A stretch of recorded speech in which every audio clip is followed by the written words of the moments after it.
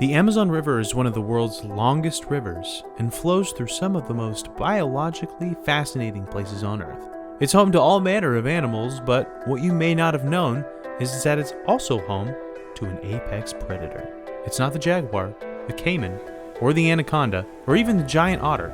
It's a dolphin. A pinkish, smiling fish killer.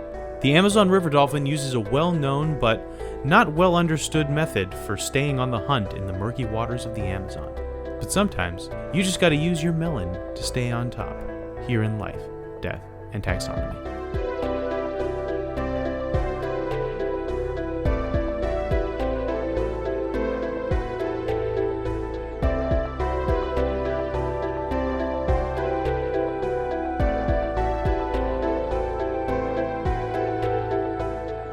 Welcome back to Life, Death, and Taxonomy. It's your 30 to 40 minutes of interesting animal information. I'm Joe. And I'm Carlos. Thank you to Cassie for the creation of our theme song. To hear more of Cassie's music, please search Cassie Michelle on YouTube. And thank you to Johanna for the creation of this week's artwork. To check that out, you can visit us on Facebook or Twitter at LD Taxonomy, or visit us at our home on the web at ldtaxonomy.com. And thank you to our patrons. Tristan Taylor, Jesse Raspolich, and Carol Raspolich. Thank you so much for your support. You help keep the lights on. And today we're talking about the Pink Panther of the River. But more on that later. That's a good description. Thank you. I was trying to think of what the Pink Panther theme song was, and all I could think of was the Addams Family for some reason. It's a very famous theme. Yeah, there it is. No, that's the Addams Family. It's similar, though. No, is it? What? I don't want to think about it. I'm not going to be able to get there, and it's just going to infuriate listeners. Yeah. Do you want to hear? Do you have names? Yes. So, yes, it's called the Amazon River Dolphin, but it is also called the Boto, the Buffio, Buffio, or the Pink River Dolphin. But we're going to call it here Dolphin Daredevil and Pinky in the Brain. Interesting. Which will make more sense later. Would you like to hear what science is calling it? Yeah. While I do that, you should take care of your popping peas. You've got popping peas. Oh. All right, fine. I'll get the pop filter back on. Well, it's in the kingdom you all know and love. You know it, you love it, you gotta have it. It's ice cream, it's Animalia. The phylum is Chordata. The class is Mammalia. It's, because it's Carlos's animal, and he loves mammals. The order is Artiodactyla. That's even-toed ungulates, like, horses. Not horses. Cows, giraffes, deer. Infraorder is Cetacea. That's dolphins and whales. And then the family is Aeneidae. And the genus is Aenea. And the species is Jeffrensis. I wonder who discovered this one. Aenea Jeffrensis. Sometimes it's people trying to honor other people. That's true. But yeah, that's the Amazon River dolphin. But since we're in the business of naming things, it's time for my favorite part of the show, critter groups. Oh, sorry, not critter groups. What was the one with the baby names? Baby names. The part of the show where I ask you, Joe, a question.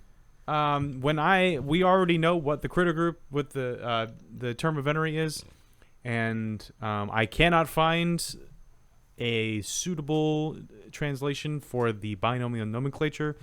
Plus, I'm sure the species is just Jeffrey. So, baby names. What, Joe, is the name of a baby dolphin? Is it A, a calf, B, a porpoisette, C, a fledgling, or D, a drubbin? Other cetaceans, it's for sure a calf. But what about this? A drubbin.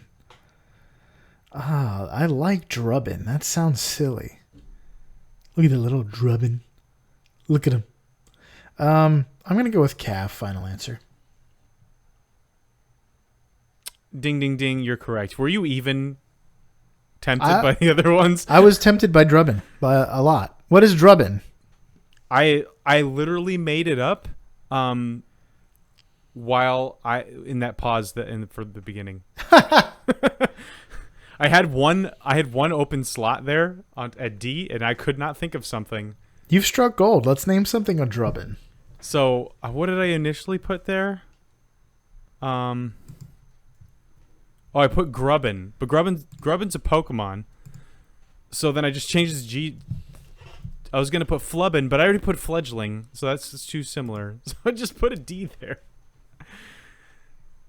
So yeah, Drubbin.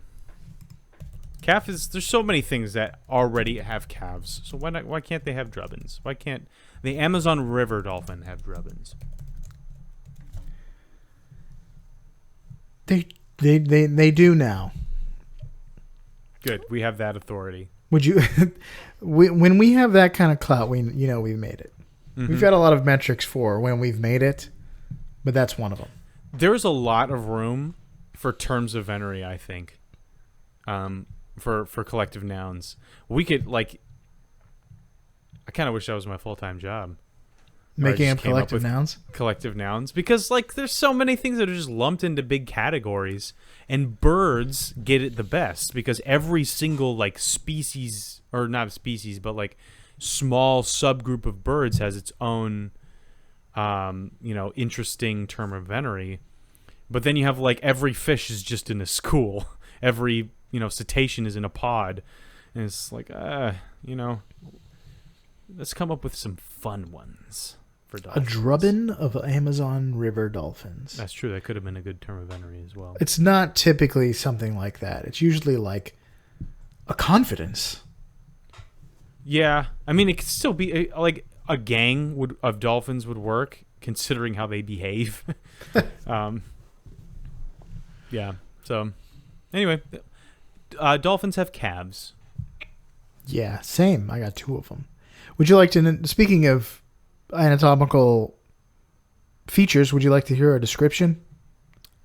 I sure would. The Amazon River dolphins and cetaceans, are cetaceans rather, with a fairly typical dolphin shape, but they have some unique qualities because they live in a unique place. They have a long, thin snout compared to a bottlenose dolphin. It's a rostrum, if you will. Their dorsal fins have this gradual slope, and they're fairly short, so that sets them apart from your bottlenose variety. They have rounded foreheads, almost like a beluga whale. We'll learn more about that later. Mm-hmm. From Carlos, I assume? Yes. They have thick, powerful bodies, even close to the fluke, which is the tail fins. Or is the fact that they have powerful bodies a fluke? No, it's not. It's intentional. Okay. Botos have pale gray backs with pink underbellies. That's right, pink. Sometimes they may be white, pale blue, mostly gray, or mostly pink. And actually, their pink skin is a sign of age. As the older they get, the pinker they get. And that's because the pinkness is blood vessels close to the skin. Delicious. And nutritious. But they're the largest river dolphin on the planet. Speaking of large, let's get into their size in relatable terms. Welcome to the Beloved Measure Up segment, the official listener's favorite part of the show. The part of the show when we present the animal size and dimensions in relatable terms through a quiz that's fun for the whole family. It's also part of the show that's introduced by you when you send an audio of yourself saying, singing, and chittering the words Measure Up into ldtaxonomy@gmail.com. We don't have a new Measure Up intro this week. We do have some listener interaction, so we're going to talk about that. Oh, nice. Do we get another story? Like No. the caribou story? No, Nora didn't send in a story. But it's not on Nora to put the team on her back. We need a new, fun, and interesting animal story every week, Nora. No. I think Nora has set the bar. She needs help from the fellow listeners to carry on the torch. It's not all on her. Absolutely, but that was It was wonderful. A very nice surprise. Yeah. We actually have a correction. Ooh. From Vishnu on Twitter. Says, hi, in the Sea Cucumber podcast, you guys said sea fans are echinoderms, but they are not. They are gorgonians. A kind of octocoral. Also said, and great fan. Is that a pun? Are they saying they're a great fan? Or are they saying sea fans are great fans? Either way, thank you, Vishnu. And thanks for letting us know. Yeah, absolutely.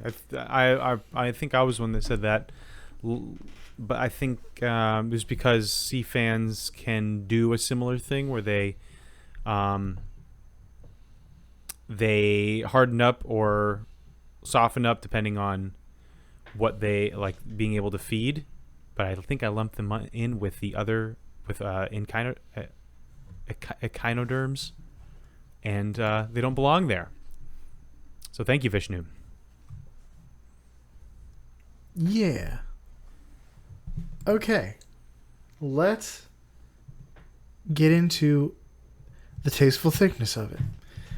First of all, since we don't have a measure up intro, that means we get to hear from an animal and Carlos has to guess what it is. Without further ado of either saying goodbye, the listener's favorite part of the show.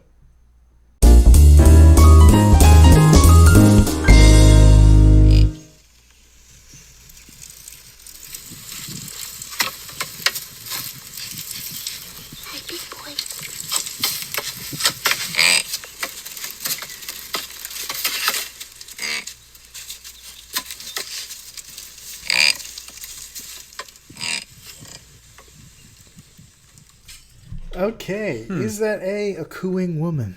No. Hi, big boy. Not the woman. She sounds like Ursula from George of the Jungle.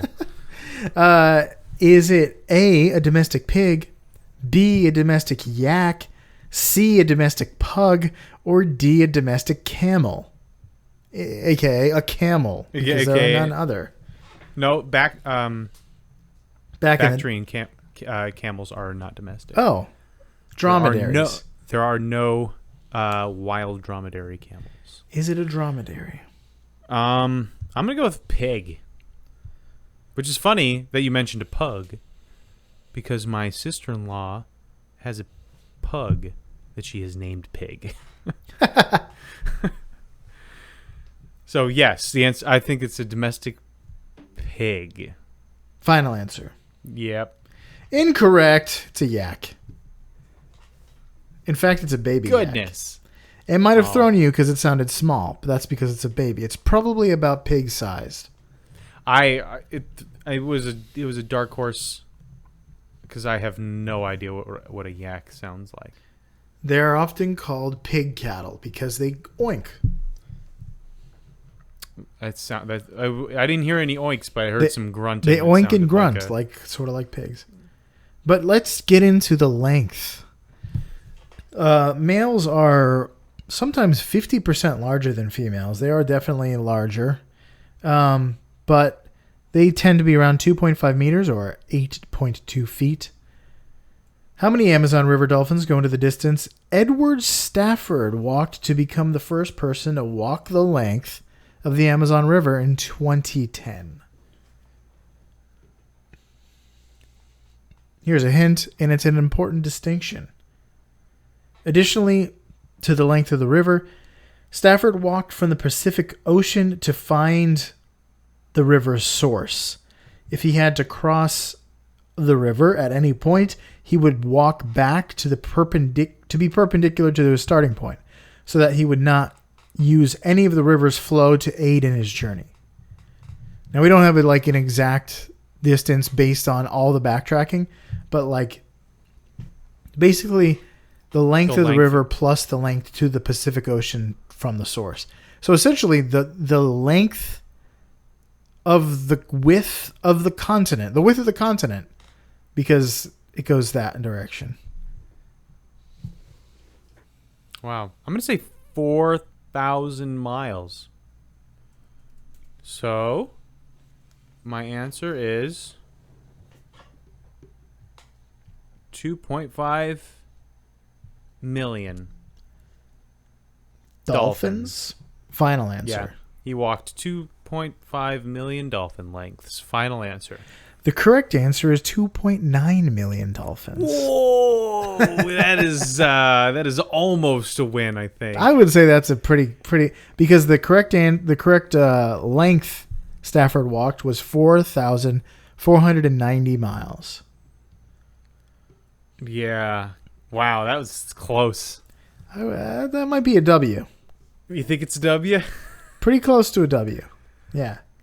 Wow, that's a long way to walk. I'm just trying to picture him just like getting through the brush, like the jungle on either side. Yeah, that's why it's pretty impressive. He's like not one of these kayakers just floating around the river. So easy. We've talked about that before, right? Kayakers on the Amazon? I think so. Let's talk. I have gone whitewater rafting on the Amazon. Fun. It was cold. Interesting. Let's talk weight. They're about 185 kilograms, which is 408 libs. 408 left-leaning politicians. Just kidding. Pounds. If an Amazon River dolphin found a group of large red-bellied piranha, how many would he be able to eat if he ate its weight? If he ate his weight in piranha? I didn't put the pronoun, but it's definitely a he, because the he's are the ones that are 408 pounds. Okay. Red-bellied piranhas are a respectable fish in terms of size. Good. It's good. I know they command respect, but I always thought that was out of fear.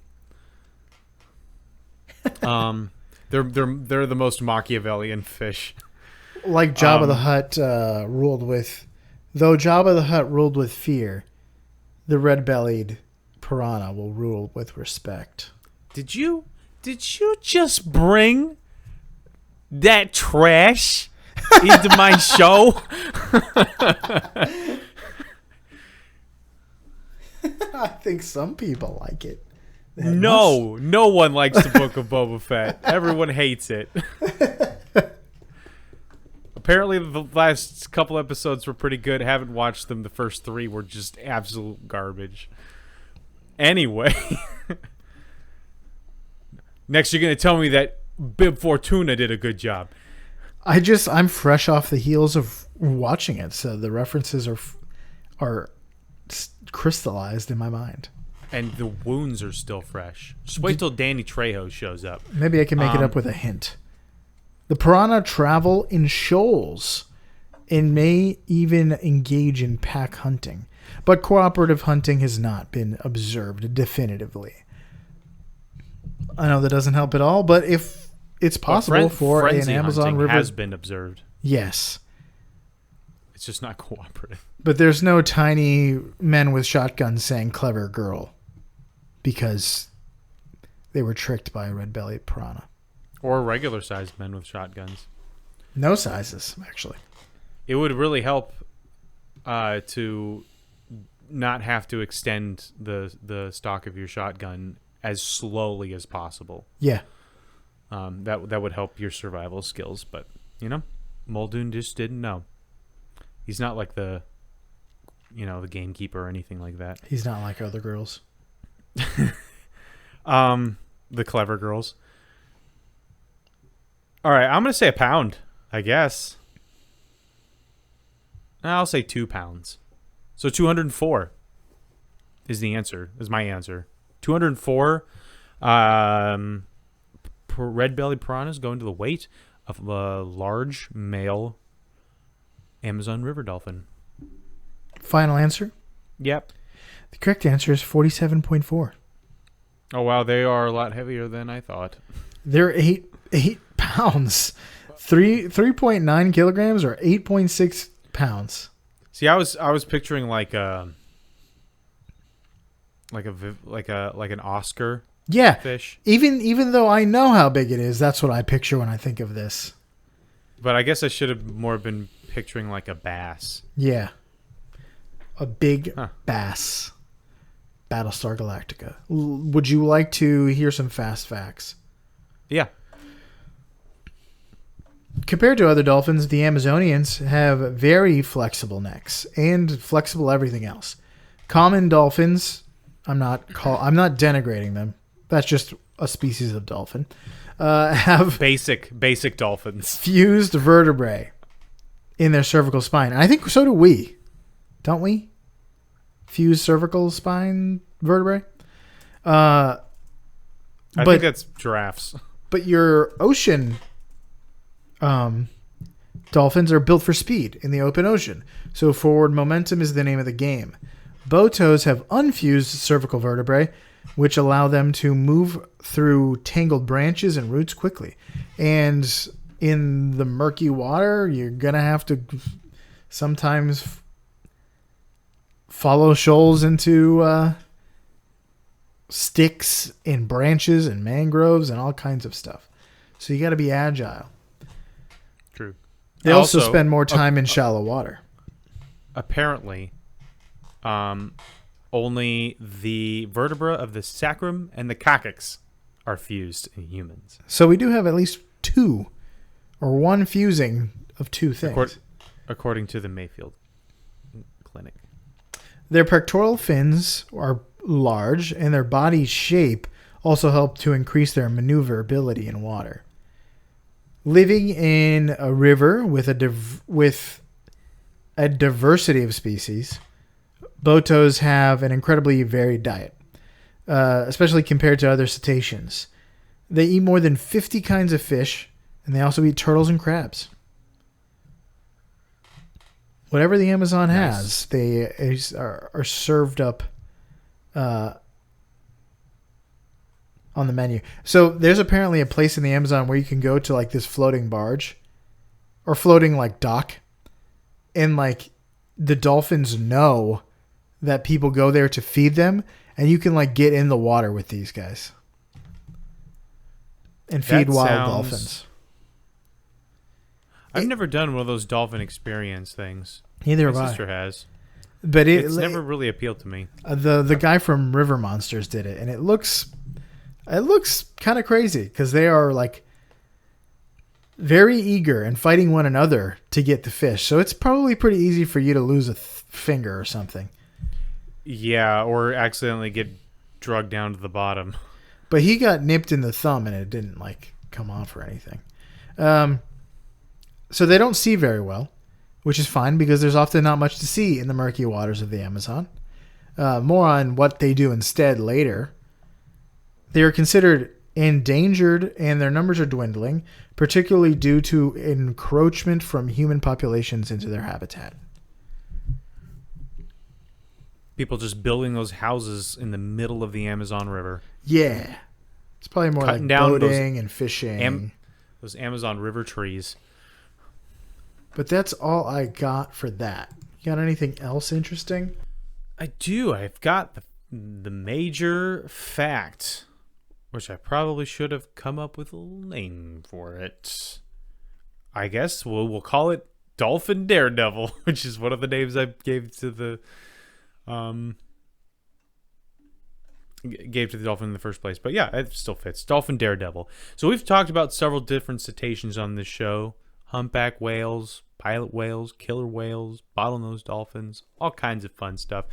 But some of these, particularly the porpoises, have an ability called echolocation. And that's a trait that is not necessarily unique to dolphins or even cetaceans in general. Bats are known for using biological sonar, and we've covered the vampire bat, but never the echolocation part. I just mentioned it. And there are a few species of birds that use echolocation. And regardless, the Amazon River dolphin is one of these special few, these happy few, to possess these daredevil powers. And if you don't know, echolocation is the ability that an animal has to get precise information about its environment and what's in it simply by hearing. It involves sending out sound waves at various frequencies in a direction and then being able to tell what and where things are around you based on the sound waves that bounce back, because sound bounces back. And so this requires the ability to emit these sounds, the ability to detect them on the way back, and the ability to turn that into information that's helpful.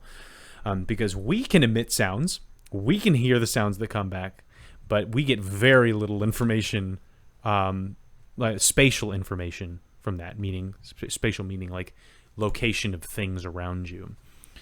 As humans, we can kind of guesstimate how far something is from us based on the sound it makes and how loud that sound is, and the direction it's coming in, where it is. That's why Marco Polo is a game that is possible, but the only reason it's fun is because we're not that good at it. The Amazon River dolphin, on the other hand, can tell just by sound where something is, what it's doing, and what its zodiac sign is. In theory, it's just as good as seeing with their eyes. And I don't know if you've ever seen the Crimson Chin version of Daredevil, the Ben Affleck one, but there's a scene where he's in the rain and Daredevil is blind. And he uses echolocation on every single raindrop that hits around him, so he can paint this perfect matrix-looking picture in his brain, based on all of the information he's getting from this echolocation. A world on fire. You listen to the music of the world. I just referenced the good Daredevil. I have not seen the Ben Affleck Daredevil in a long time, and I don't want to. It's pretty kooky. There's a better one. And although, is Ben Affleck a better Daredevil or Batman? I don't know. Let's get off on that tangent. So this allows users of echolocation to navigate their environment, find food, and avoid becoming food without needing to use their eyes to see at all.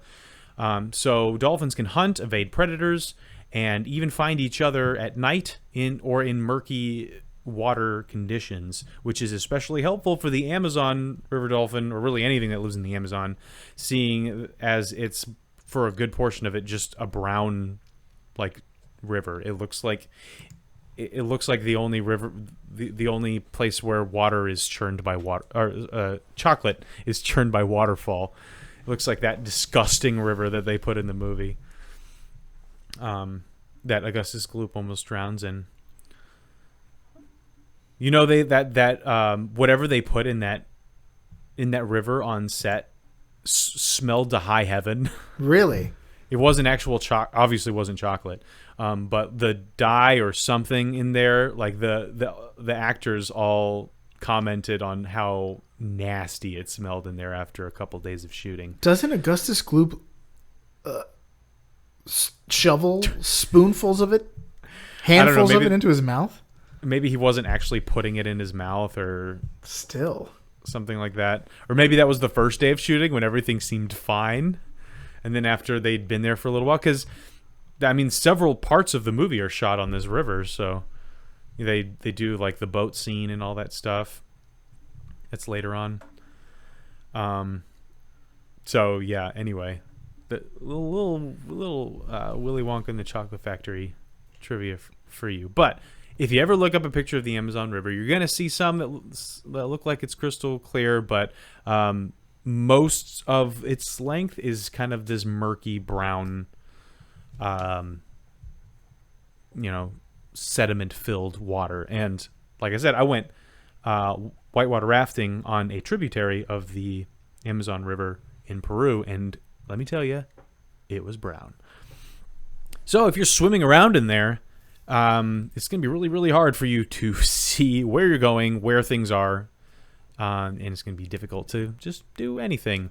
And if the Amazon River dolphin needed to see where it was going to do anything, it would not get very far. It wouldn't be able to find food very well, and it definitely wouldn't be able to find like other dolphins, mates, and things like that. So fortunately for them, the Amazon River dolphin is an apex predator in its ecosystem, so it doesn't need to keep an eye out for bigger baddies. All right. I guess jaguars and anacondas and giant otters and caimans and all of the big baddies in the Amazon, just they don't feel like chowing down on old Pinky. So the question is, how does echolocation work? Because, like I said, we've talked about several animals that use it, but we've never really had a deep dive into it, and it's pretty fascinating. So that like big bulbous forehead that you mentioned in the description, like the Neanderthalish head, like in the Futurama episode where Fry becomes a Neanderthal, he gets this big, his forehead juts out. So that part of their forehead is actually a sensitive organ called the melon. It's just melon. That's I guess it's where it comes from. This is where we call our head our melon, not because like it could be squished like a melon, like in The Fly, but because that's actually what they call this organ in cetaceans. It's full of fat and fluid, and it acts as a focusing lens, but for sound instead of visible light. So the dolphin emits these high-frequency sounds from its nose, and then that sound is forced through the melon and then into the water. And then when the sound goes through the water and hits something, a fish, a rock, the river floor, the surface, a plant, whatever, it bounces back to the dolphin. Like an echo. It's echo location. So whenever it hits something, it loses some of its energy, changes its frequency, and bounces back. And the dolphin receives these new frequency sounds in its lower jaw. So it emits them from its nose, goes through its melon, out into the water, hits something, lowers its frequency, comes back, and receives it in the lower jaw, which also has fat and fluid, like similar to the melon, also works to focus that sound. And then it travels through the jawbone up into the inner ear, which is connected by nerves to the brain, like ears tend to be.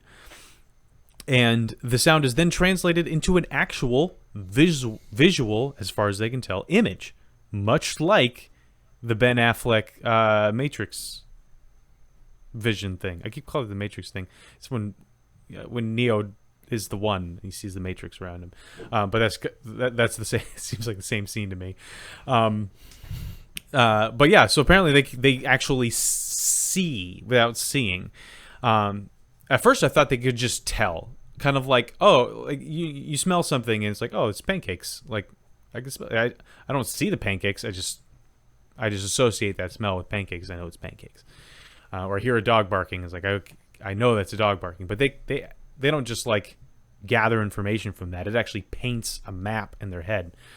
And then they use this to navigate and hunt.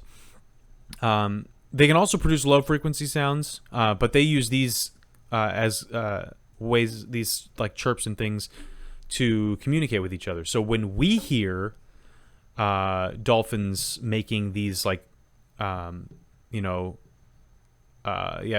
chirps and singing sounds, that's them communicating with each other.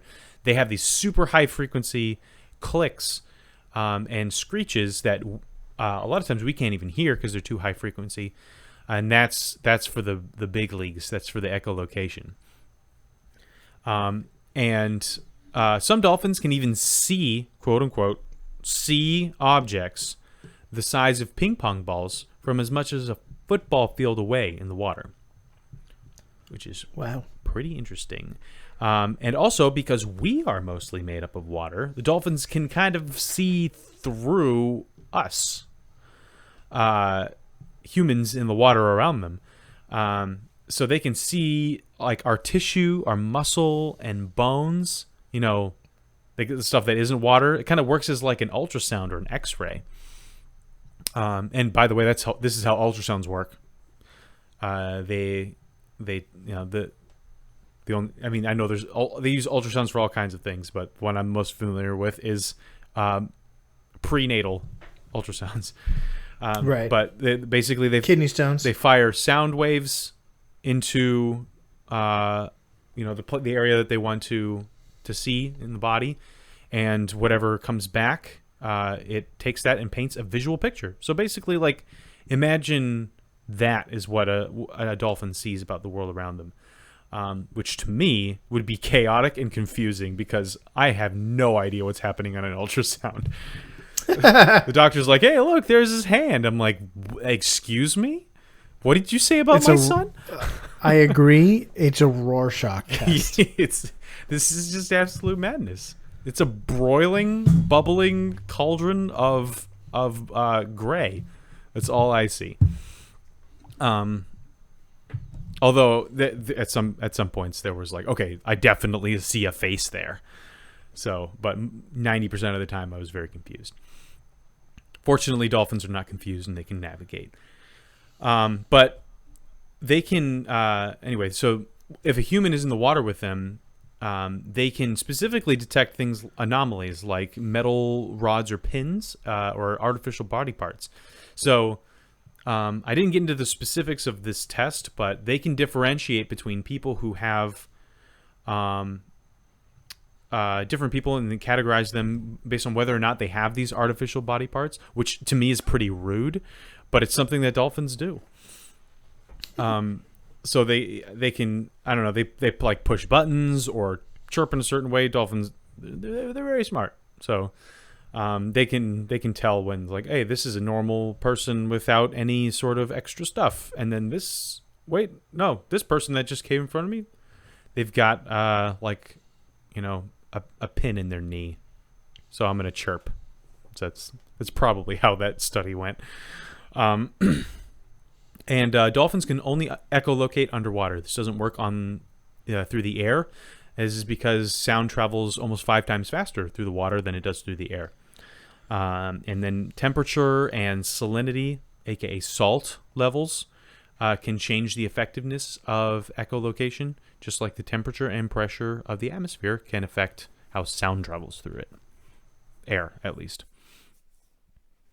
So yeah, that's an overview of echolocation. We still don't fully get it. Specifically, like, how it translates into the mental picture for them, obviously. That is hard to even, like, imagine. But, like, yeah, it's like, it really is like sonar, like a submarine would use. So the only thing I can imagine is the Matrix kind of looking thing where everything's just green and dots and stuff. But I don't know. It's probably color doesn't play a huge role. But yeah, that's the Amazon River dolphin. Really, it's an echolocation thing, a dolphin echolocation thing. But the Amazon River dolphin is a big, weird-looking pink freshwater dolphin. Technically a toothed whale. So it's just, hey, if you didn't know that there were big pink dolphins in the Amazon, now you do. I forgot to mention at the beginning, this was another suggestion from my brother-in-law, Caleb. So thank you, Caleb. He's another one that's putting the team on his back. Yeah, anytime like we get together, I'm like, hey, have you like heard of any animals? And he gives me like 5 or 6. Huh. Taking out, like, doing all the work for me. But yeah, that's all I got. Anything else? That's all I got. All right, so for you out there in Podcastia, that was the Amazon River dolphin. So, pinkin' as you age.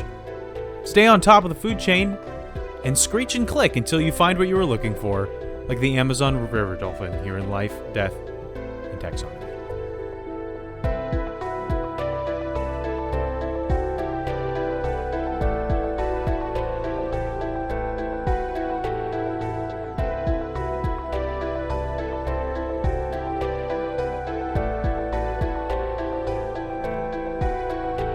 Hey Taxonomy Titans, I just want to remind you that we now have a Patreon. Patrons can see full video episodes and get shoutouts on the show. But ultimately, it's a way for you to help us cover some costs and get even better. Still, reviews are the best way to help us grow. So if you haven't left one yet, we'd really love to hear from you. As always, thanks for listening and engaging.